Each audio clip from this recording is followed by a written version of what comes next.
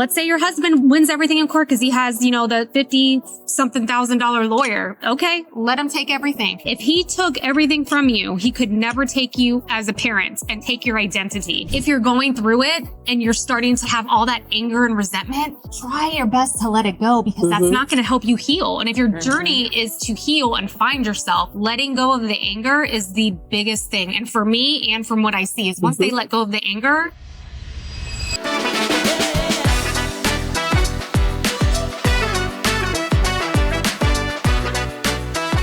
so welcome everyone to episode 15 of Therapists Unhinged. Welcome.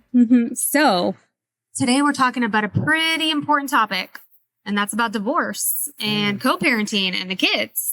Because let's get real, divorce isn't just about, okay, I'm breaking up the family. Right. You can actually lose your own identity during divorce. Absolutely. So we're going to get into that a little bit and, definitely talk about the mental health piece, but you kind of focus on, the children involved and how, kind of just going through your identity. So obviously, just to start, what does it do to people? Like what we have, like with clients, going through initially, like who are they, especially when they've been with this person for 10, 20, 30 years sometimes. I frequently hear that people don't know who they are anymore because they were the wife, they were the mom, they were involved in this family, and now they're like lost. Absolutely. So I know that I see that as a big, thing people coming in here for, women, men, they don't know how to process and figure out who they are. So. And I think it's a lot of it is too, like, it depends on your age. Yes, also. Definitely. Because in our age, we've seen a lot of people that they went to school, got married. So they've been married. That's been their whole adult life. Absolutely. And then a lot of times what I see is it's when the empty nest happens and now they're going, everything's changed. Roles have changed, who they are, like you said, and they don't have any idea who they are. And they don't have, so everything is just a mess. But I also, unfortunately, think it brings out the worst in people. You're right. And that's where I hear a lot of like, oh, I don't even know who that person was, or this, this is someone different that I'm divorcing and things like that. Absolutely. That is so true. And, I see a lot of that too, especially in our age range where they lose their identity because they placed it in the spouse. They placed it in the kids, attending all the kids' activities and different things like that. And then when the kids go off to college, there's nothing in between the two spouses but space. The kids aren't there to distract. The kids aren't there to go to the basketball game, the cheerleading, games and all those different things. And they don't know how to navigate as two empty nesters. So a lot of, things that they didn't have to focus on now, it's in the room and they have to focus on it and they don't know how. Yeah. So, how do you normally, TJ, begin like with a client like that? Like saying, like, let's say they've been married 20 years. I've had a lot of clients recently. It's very strange. It's kind of all at once where they got married young. They got married, very young, either late teens or early 20s. And now they're 40s and 50s. And they're like, I don't even know what to do. Like, I don't know what to do. What do you usually say? Like, how do you start that? Or what do you suggest? Well, I suggest we do a lot of self-development, like, because it's almost like a rebuilding. Right? A rebuilding or, a re-manifesting or resurfacing, right? Because you get lost in a whole bunch of stuff. So your identity it's in there, but it's like packed down because of everything else that's been on it. So it's like digging deep. So we unpack the suitcase in the room. Okay, you got your suitcase in here. Let's unpack it. What are some things that you've always wanted to do that maybe because you got married and had kids, you couldn't do? And sometimes they'll go, oh, I don't know, because, my husband was, or my wife was my whole life. And so when you break that apart for them and say, okay, no, let's just start here. Let's start with 1, 2, 3 or A, B, C, D. And then let's start putting it back together. So we talk about interests, what things interest them. Well, before you got married, what were your interests? Did you, actually did you do those things that you were interested in, or did you put them on the back burner? And it doesn't matter if you did, put it on the back burner, of course, because when you have family, sometimes you do have to put, your things on the back burner. So we talk about the goals, talk about what their interests are.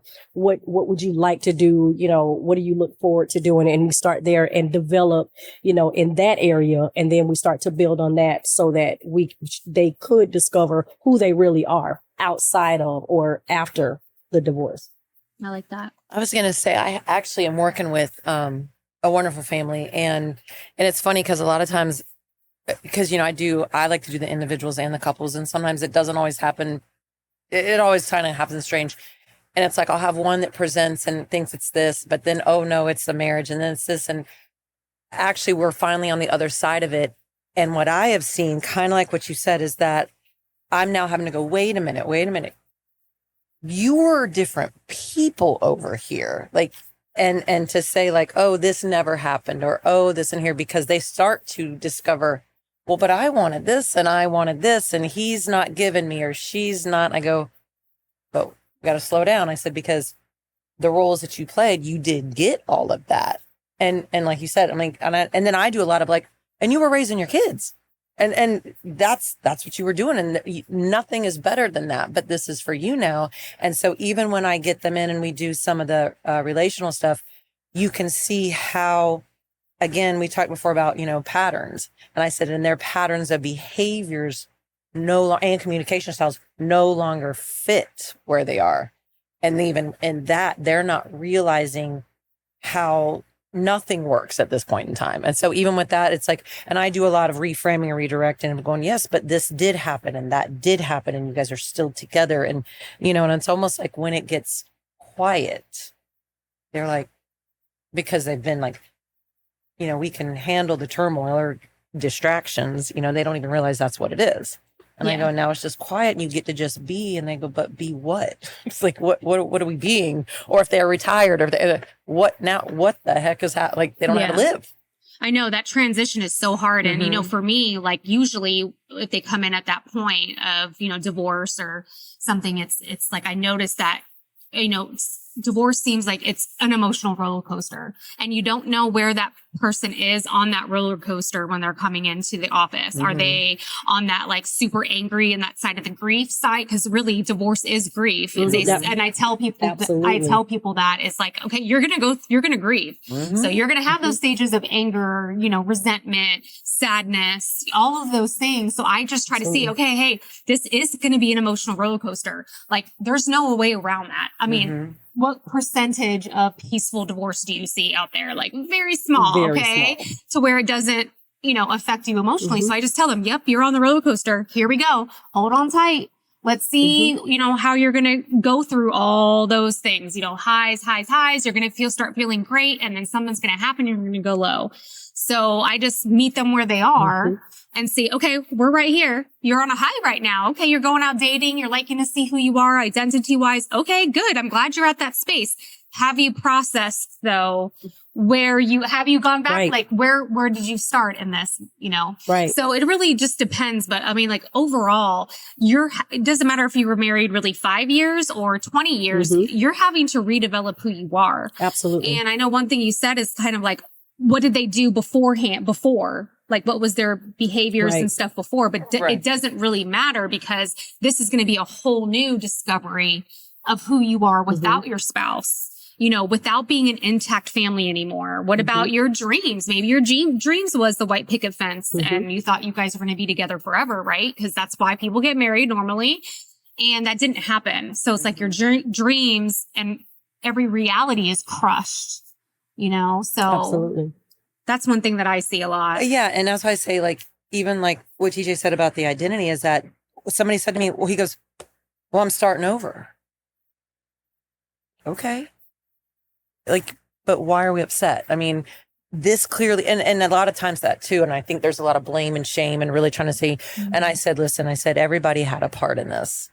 And I said, you can continue to point out, but if you don't point in, you're going to repeat the process. I said, you're just going to change little figureheads and everything. And so even with that, I mean, there is so much self-reflection and sometimes not. The ones that heal the best and the fastest are the ones that do have self-reflection. Absolutely. You know, and, you know, even personally speaking, you know, I've gone through a divorce. I'm pretty transparent about it. And married like 15 years. And it's one of those things to where it took my journey it took maybe certain time to start, instead of pointing the finger at everything he did wrong, it was pointing inward and having to do that own. But I realized that once I was able to see my take on it and, you know, my part in it, you know, things that I was responsible and not responsible for, right? And it was able to just like, it's almost like clarity. Like you start to feel like, okay, I made these choices because of X, Y, Z. These were my choices, even though I was young. Yeah, I was, you know, 17 when I met him. I was very young, very naive, but it's just, it brings so much clarity. So if I can encourage any, you know, client out there, or maybe listeners out there, is that, you know, if you're going through it and you're starting to like have all that anger and resentment, try your best to let it go, because that's not going to help you heal. And if your journey is to heal and find yourself, letting go of the anger is the biggest thing. And for me, and from what I see, is once they let go of the anger, it's like, dang, like I'm good. When I stopped being angry at my ex-husband, like I swear my healing like went way faster. Yeah. And healing looks different for every person. Absolutely. And then sometimes I know that you get stuck in a cycle because if you have smaller children, and I'm not saying that if the kids are grown or off to college, it's any easier, but with the smaller kids, it can be a lot harder too, because you're in, you know, a custody battle. You may be in a custody battle, or now you have to decide, well, who gets the kids on these holidays and that, and it can be a never ending cycle. But you're right. If you start to, you know, do the inner healing, you know, especially for yourself, then it helps your kids as well. Because sometimes that anger and, you know, all of those emotions spill over into the kids, and now they have to struggle with those same issues. And remembering that even though it is a very hard time, you know, it's not just about you or your spouse, but if you have those kids, it's about those kids too. And how they feel. Great point, because that's a really good point is, you know, if you do have children in it, whether they're young, whether they're teenagers, they're going to go through their own grief. They're going to have to heal as well, because their reality just changed. And the thing that I see the hardest is that it's out of their control, right? It's the adults that are making these decisions. The children don't get to have a voice in it. So one thing that I see that hurts the children, hurts relationships between mom and children and dad and children, is when you're not giving them any voice in anything. So now they have to choose, because you're angry at your ex, and now you're like, well, your mom it's not her day. I don't care if you have this and this and this going on. It's my day. It's my time. And it's like, what about what your child wants? Right. And this is where I say, let go of the anger, because if you let go of the anger and focus on your child, to me, that's the number one. Absolutely. Absolutely. And so I actually am doing this now because of my divorce. And Reagan was 3. And so girl, you were saying, and I know it was devastating, because there was such a lack of control, even when you're trying to do the right thing. And a lot of times you don't know what the right thing is.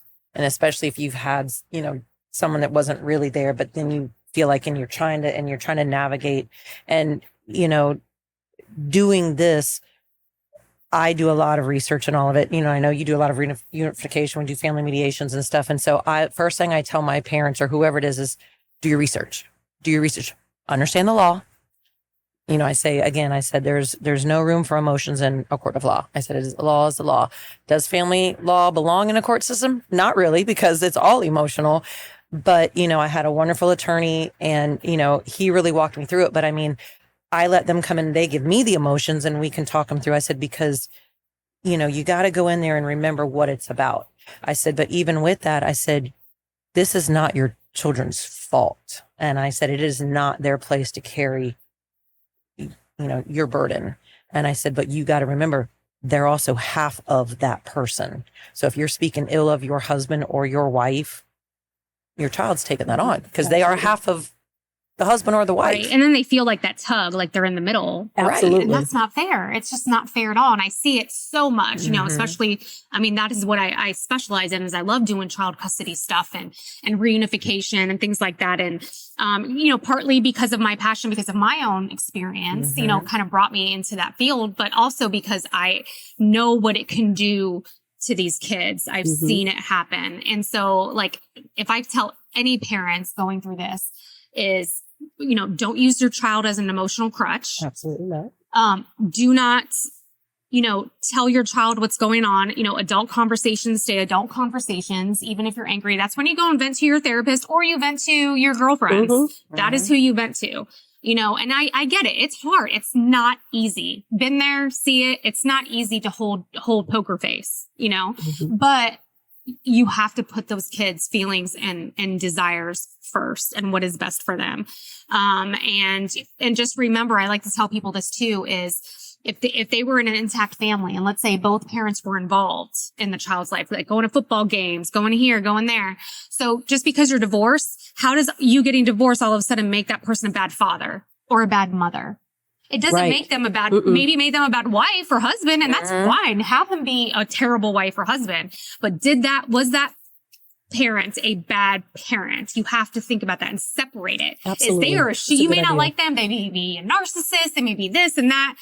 But at the end of the day, do they love those kids? Right. Do they want to be in their life? Okay, then. So they can still be a shitty person or a shitty husband or wife and be in those kids' lives. Right. Because if they've never put the kids in harm's way or do things that, you know, that is risky, you know, for the kids, then I agree with that. And sometimes because you're holding on to anger still, you don't see that. But, you know, because I was going to say cooperative co-parenting is a thing and it can work.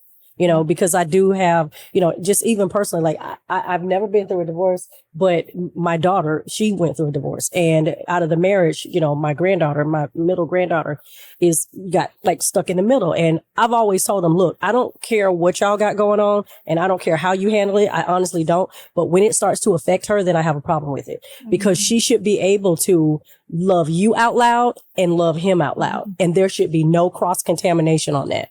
And that's how it should be. Because sometimes you get caught up in you know, you love him. And I had a client, a family, and the mom said, well, he loves her.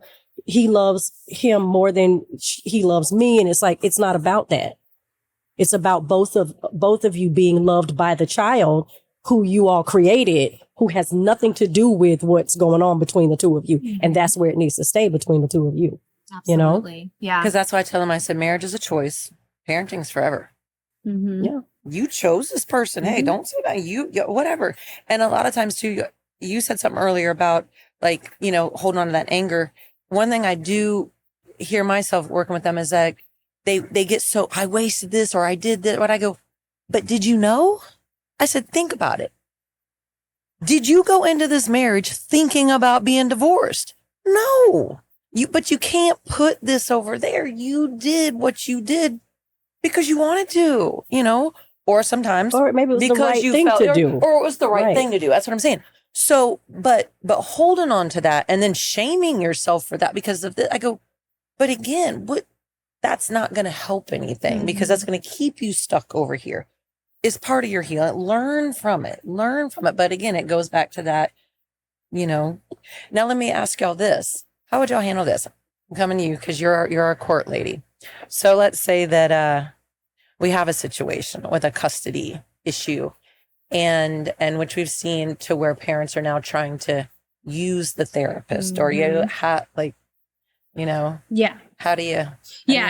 that? And that's the thing too, is that, you know, I love that parents choose to put their kids in therapy during divorce. Even if they don't look like they're having a hard time, they probably are in some way. Maybe they're suppressing it. And I see that. Absolutely. And then it comes out 5 years later. And then you're like, oh my God, what happened? And he never processed his feelings and emotions. Right. So put your kids in therapy if you're going through divorce, just to say, like, just to kind of test it out and see, let that be an outlet for them. But another thing is don't use the therapy as a tool, as a weapon, so that you can use it against your spouse in court. First of all, in our practice, we have a zero tolerance for that. Zero tolerance of saying, okay, well, I want the records for the last, 5 sessions because I want to show my attorney. But no, these children's rights need to be protected. And this needs to be a safe place for them. And if your agenda is to use your child's emotions and feelings and outlet as a tool, as a weapon, you need some self-reflection. You need to look in the mirror, because I will call you out, and I instruct people to call them out. Like, that is a zero tolerance thing. Now, if your child is in danger, having, thoughts of harm, self-harm, anything dangerous, let's say they said, oh, mom's burning me with a cigarette or something like that, of course, we're going to notify you. But if it's just their outlet and letting them express themselves, I mean, maybe they hate mom one day and maybe they hate dad the other. You don't need to know that. They're ready to share with you when they feel like it, or when we feel as a therapist, it's the right time to share that. Absolutely. But yeah, that's one thing that we see it all the time in our practice with our therapists, and we just immediately say, no, it's not happening, because it is about that child. And if you want that child to go to therapy, then let them go to therapy. Let that be with the therapist. Absolutely. And I, of course we know it, but I think, and that is because we have a lot of people that come in and they don't know. They really don't know. And I know they're hurt and everything. And I know when we onboard some of our new clinicians and stuff, we say, if there's ever anything, I said, we got to really, protect these kids, and they're all hurting, and I said, and that is one thing I know. I say, I go, listen, first and foremost, I said, I will always advocate for your child. I said, you all are adults. You all are grown. They don't really I said, but they have me. And I said, you know what? And this is what we're going to do. So, but, and that's why I said, I mean, of course we know what we do, but I think that was important, because I think a lot of people, they don't understand. They don't, And I think too, also that's important when you do have a client who a minor client and their parents are going through a divorce. I bring both the parents in also. And I don't share with them what we talk about in session, but like you said, Nella, the things that they need to know, I share with them, such as if one parent is bashing another parent in front of the child and they're having, their emotions are all over the place and they're like a mess in my room. And I'll tell them, I go, look, you guys, I use this example for many of my clients. I go, okay, that's a busy, dangerous highway out there. Like right there, Panita Plaza, Panita Causeway is very busy.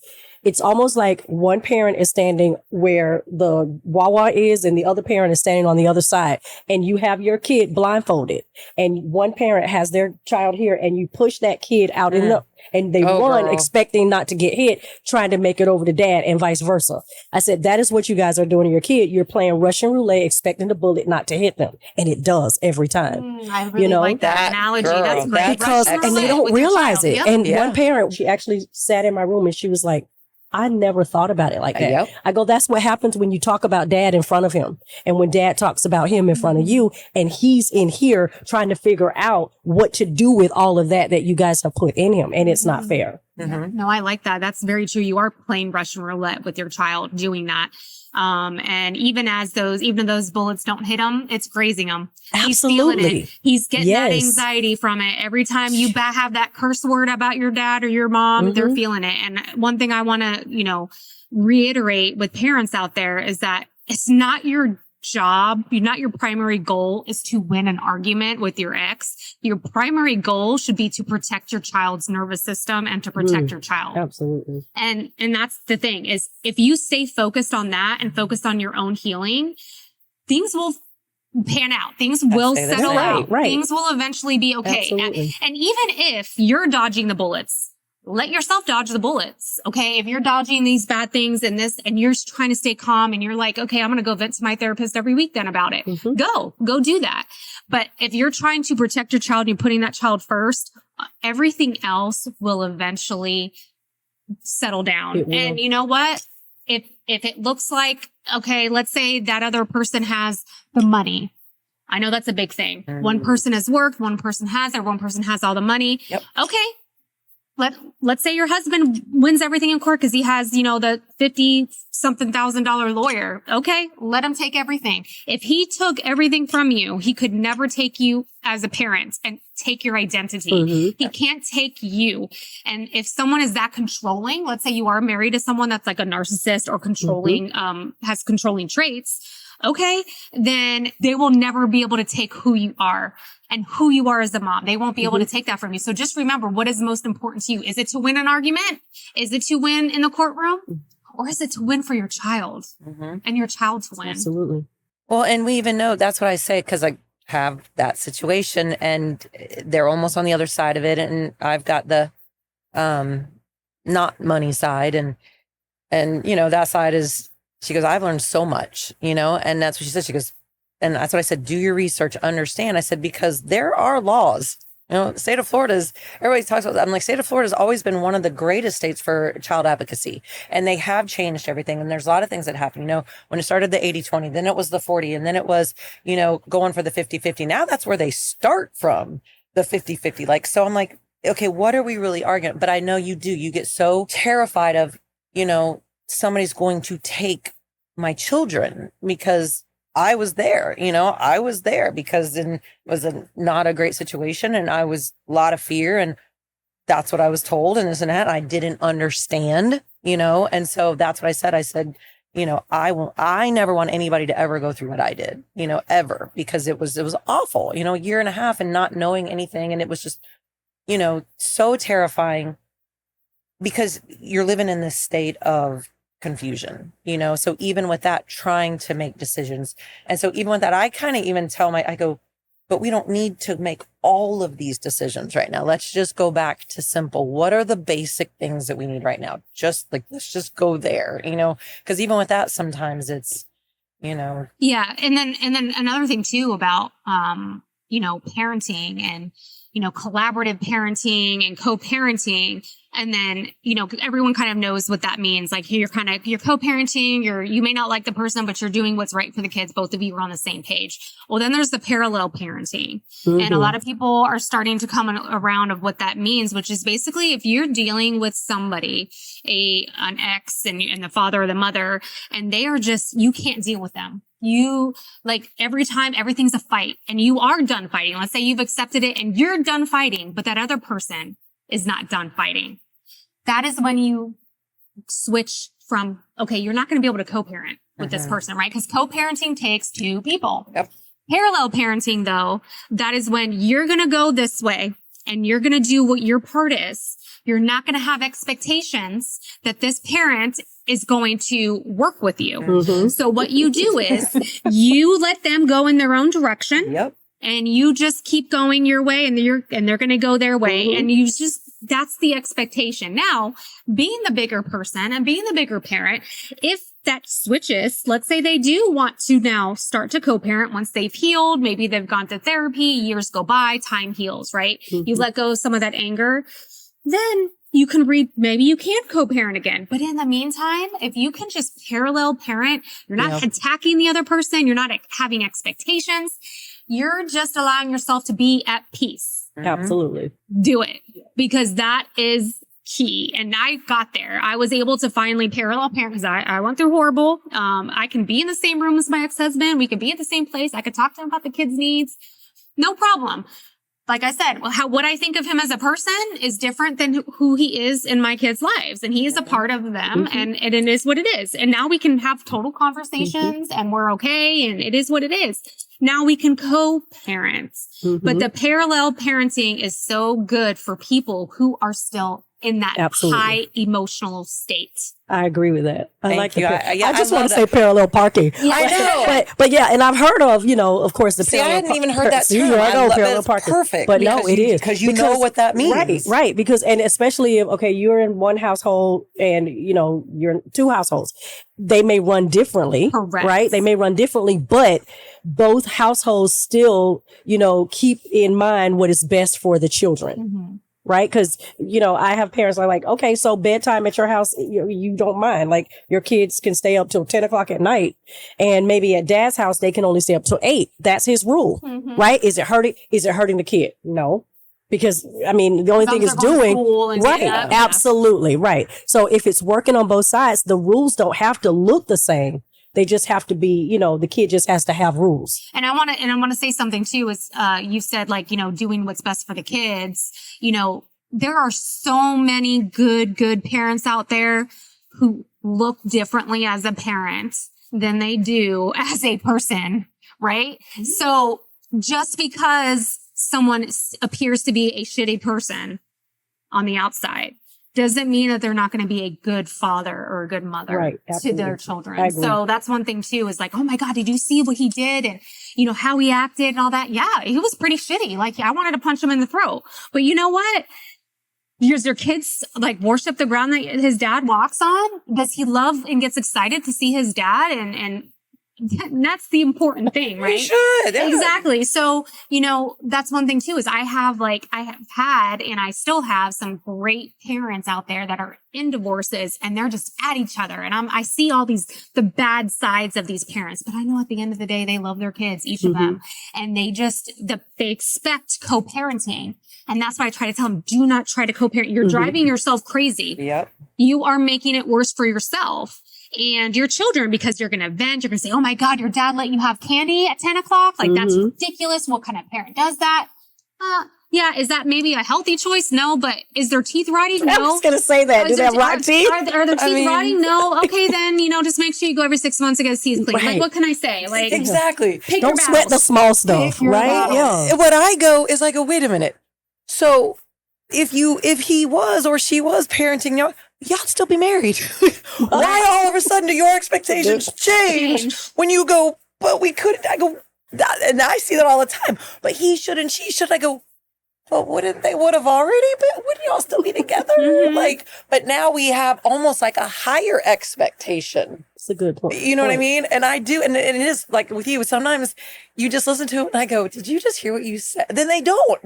Like what you said, you're like, I never thought about it like that. And then they're like, I guess that is kind of dumb. I go, but it's not, but that's what you're conditioned to. And so, but I go, yeah. And he's always been that. And why are we surprised? Like, right. You know? And I think it's really when they start to flip out and stuff about things like this, like the little things that we see as little, but they're taking as big things, is I start to see like, okay, they're coming from a place of anger. Yeah. Then let's dig deep. Where does that anger coming from? Are they fighting you now for finances, child support? Is that where you're really, so not everything that they do is pissing you off? And I get it. You know, when you don't like somebody, it's hard to have to deal with them. Right. So deal with them less.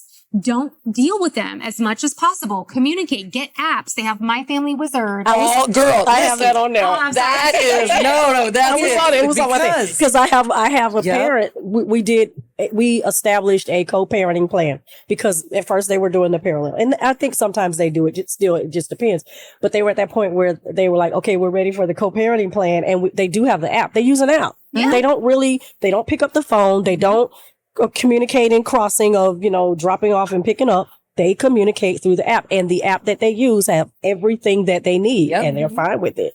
That's what I always recommend it as soon as I get like almost like the first session, I'm like, how are you communicating? Oh, well, with text. Nope. Let's cut that off. Yep. We're going to do, instead we're going to do some My Family Wizard and just do that, because then if one takes them to the doctor and they have a follow up, you don't have to say Johnny's teeth are good.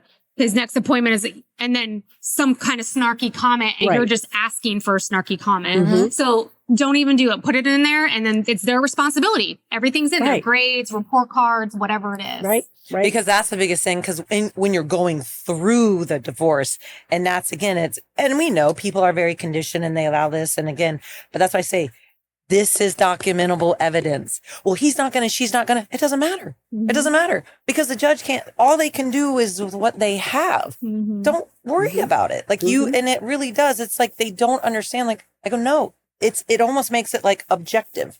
Put it out here. But I do have a question, and I don't know who wants to answer it, because this is one thing that also I see now that we didn't have, back, is that not just the app, but phones. Parents contacting children with phone. Well, I bought the phone and you get that, and this is that. Well, this parent is berating this child over here on this phone and that phone. That's been a big thing that I've had to I've had that handle. also. I've had that. Okay, TJ, I've had how where do you one handle parent's like, well, I don't think they are old enough to have a phone, so I don't agree with them having a phone, but mom or dad lets them have a phone. Okay, so when they come to your house, if you don't agree with it, tell them not to bring the phone.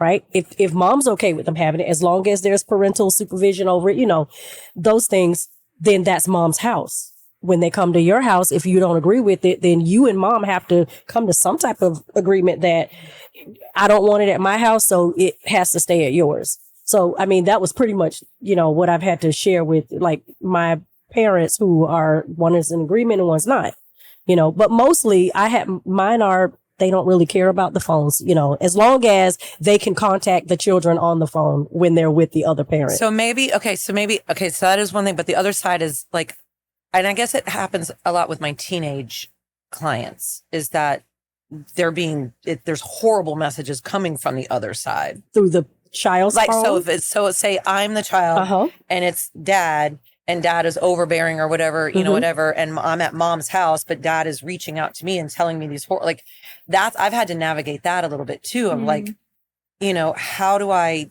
because again, they're the parent, you know, do I block them? I'd set boundaries. I'd still set boundaries with the parent. Set the boundaries with the parent. They're part of they're your clients too. And if the parent is not involved in the therapy with, let's say you have a teenager, and let's say the teenager is 14, just for instance, and it's the dad, and the dad is not involved in therapy, then, you know, go ahead and say, put boundaries up with your dad. Let's talk about it. Let's have a conversation. What is a good and a respectful way to put up a boundary with dad and say, you know what, dad, you know, I know that you're texting me and you're angry with mom. I would have greatly appreciated it if you didn't put it, because it does damage me emotionally, or, you know, it makes me very sad and it hurts me.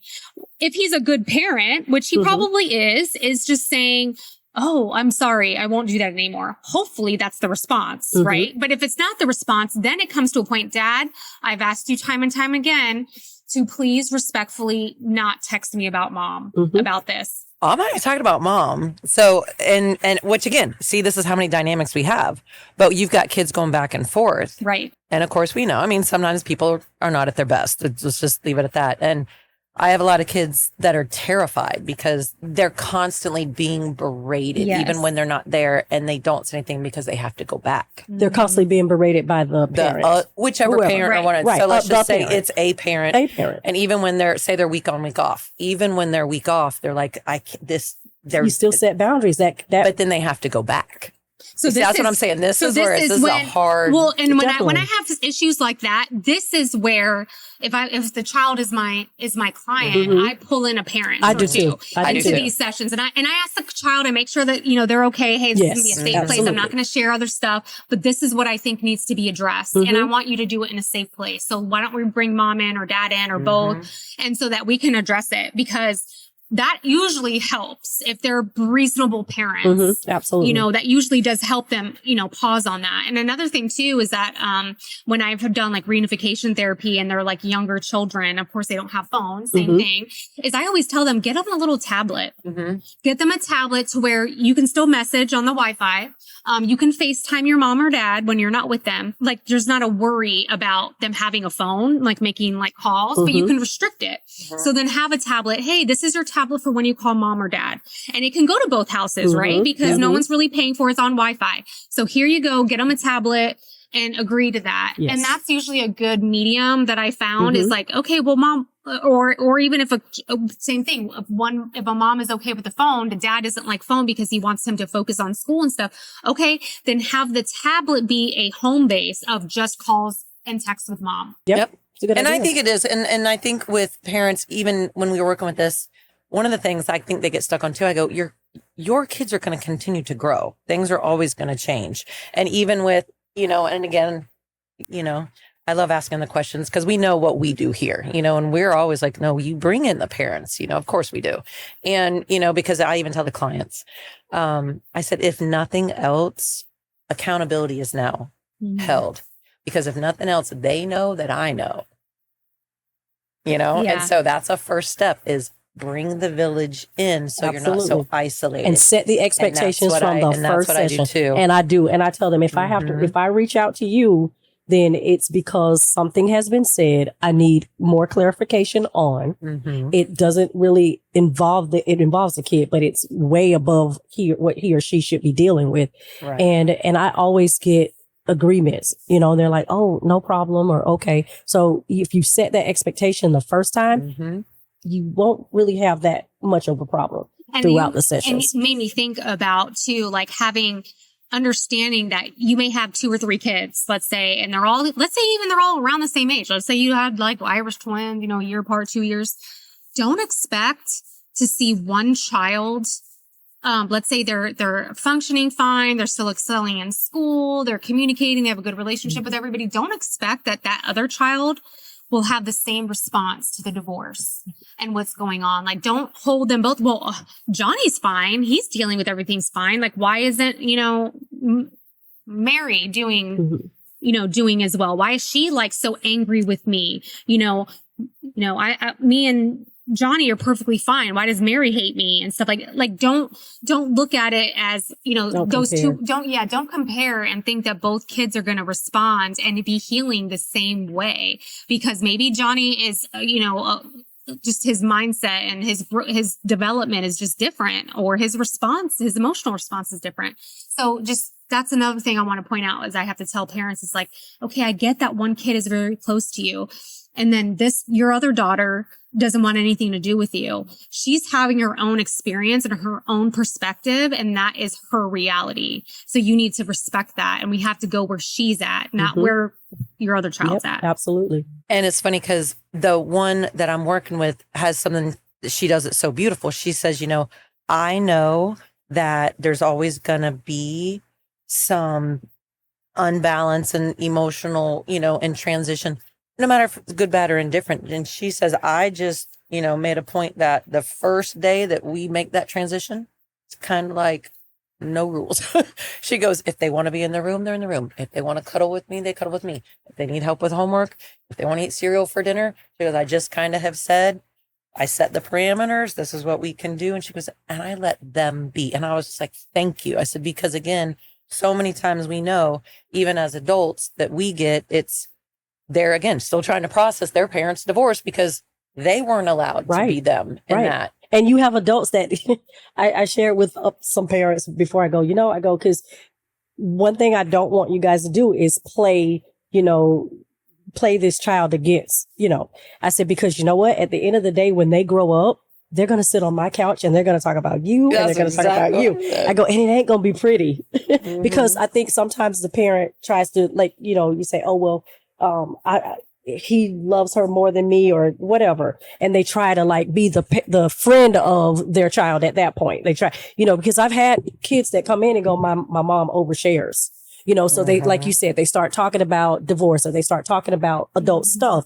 And, and the parent think that they're doing their child a service by, oh, we're going to get closer. I'm going to pull them closer to me so they won't like dad or they won't like mom. But no, they're going to talk about you too.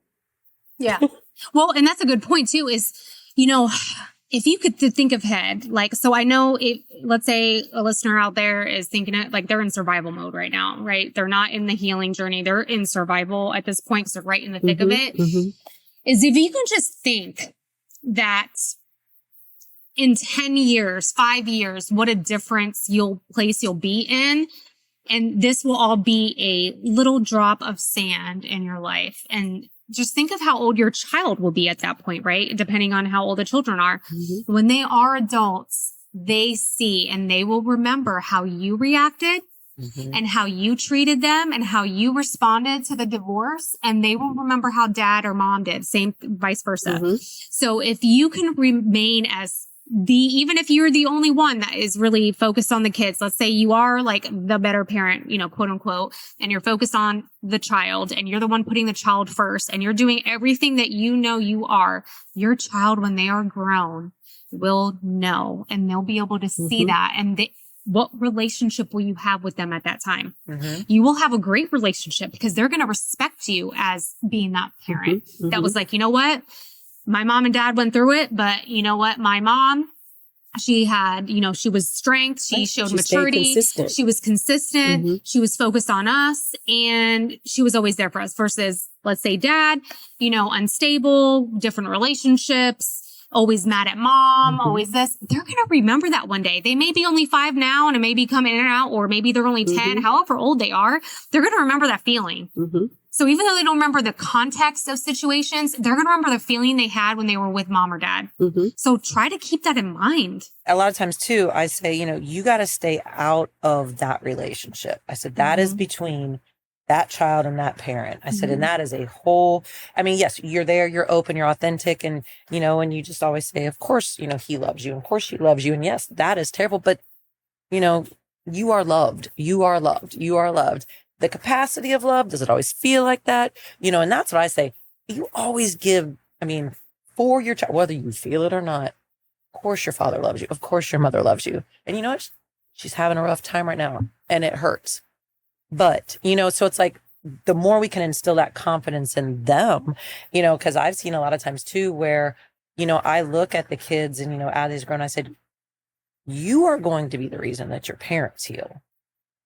And, I said, because look at all this, but, and I've got some really wise young people and I'm like, wow, where did y'all come from? Yeah, I have some of those too. Really, and they give their parents way more grace than I do. And I'm sitting kind of going, they do. I'm like in my head going, and they just go, you know what? But that's just who they are. And I go, wow.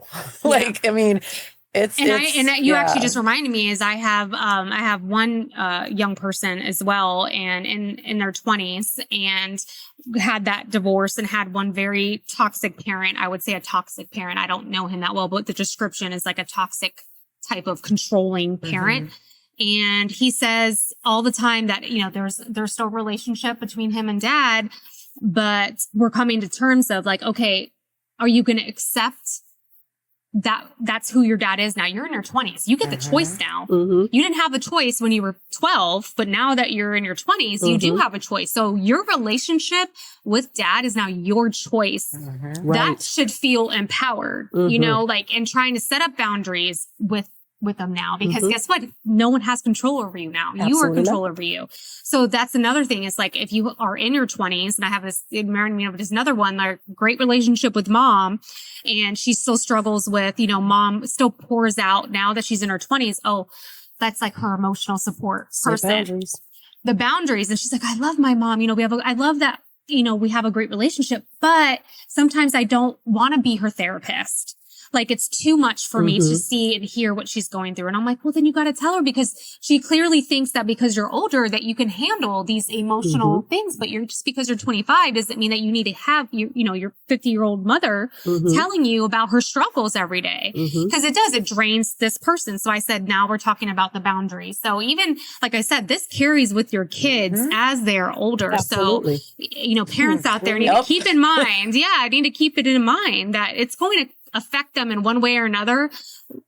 So divorce is not easy, and divorce can be the best thing for your children too. And I know that's, a big controversial statement is, oh no, everyone needs to stay together for their kids' sake. And, people are entitled to their opinion. I don't believe in that, because I think there's very much toxic households. And, just because you're married and you sleep in separate rooms and you hate each other and stuff, that's not a healthy environment for your children. It's not. And people do. And it still happens every day. They're like, well, we don't believe in divorce. Okay. So you're living on different sides of the house, and you basically don't speak to each other, and you sit down for dinner and you guys go to your separate ways. That is what now you're instilling in your children of what a so marriage. You're teaching them it's okay to be miserable. Yeah. So as long as you're together, and you have no authority over your life, your choices. Oh. And then I have to check the parents. If I have a parent like that, I'm like, so you're okay with this and you believe in this. Totally respect people's opinions if that's what they believe. But now, if you're focused on your children, how would you feel if your child was in that type of marriage? What would you say to your own child? When I know you love your kid,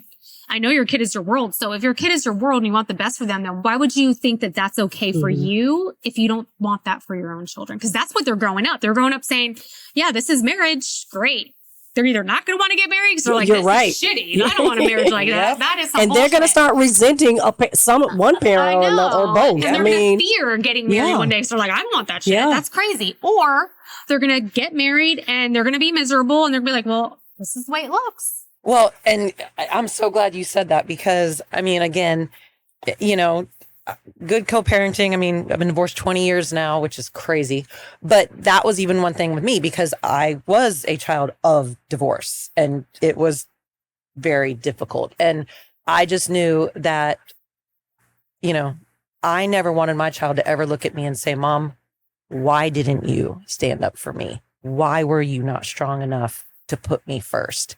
And I mean, because that was always my question with, you know, what my family and everybody, you know, and everything is what it is. And everything was different times. And, you know, as you grow, you start to see people for who they are, you know, and that's why I say even sometimes when they go from parent to person, that's a hard transition too. But, you know, and I love that you said that because, you know, I have had people say, you know, oh, well, you know, are you married? Are you divorced? Are you this? Are you that? I go, one, it's not about me.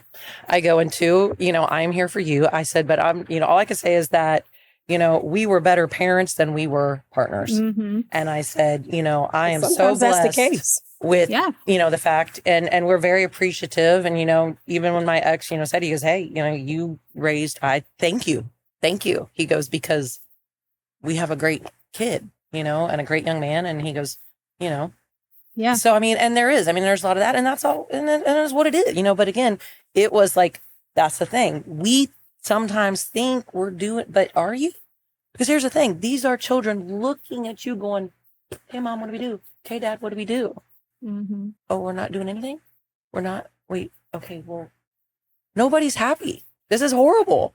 You know, like, what am I? And then you start, and then the kids, of course, they want to get out of there. They don't want to be, and then, but you didn't do anything. Like, and it's emotionally abusive. It really is. It's neglect. And it's sad. And like I said, and a lot of people don't know. And again, it could be see it. They generationally, don't see it sometimes. They're culturally, in their own you know, emotions. They're in their own feelings and they're not focused on the children at the time. They're just going through it. And that's why I say like survival mode. When you're in that survival mode, you know, that is the self-reflection. I've been there too. I think I shared on like one of the earlier podcasts how my mom had to tell me, Nella, what are you doing? Like, you need to get your shit together. And I'm like, oh my God, you're right. You know, and sometimes you need people like that to tell you. So, but yeah, so pretty much overall, I think this was a really good topic. Definitely. And covered a lot. Yes, absolutely. So if you're out there and either you're going through divorce, just remember that, you know, healing is a journey and it's an emotional roller coaster. It's not going to be easy.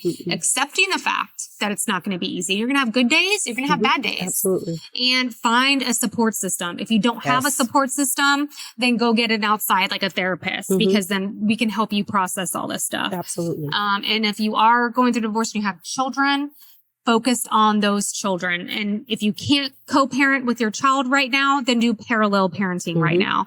Get an app and just do that for now. Maybe one day you can co-parent. That's the goal, is co-parenting, but it's not reality in the beginning. It's just not. So I think if everyone stays focused on the end game and how happiness will come out of it, if you're focused on that and your own journey, your own responsibility, hold yourself accountable, and that's all you are in control of. Absolutely. So, yes. And mic drop. Very good. Very good. Very good. Well said. Well said. Yeah. So don't forget to hit like and subscribe. Yes. Hit like and subscribe. Yes. All right. See you next time. Bye. Bye.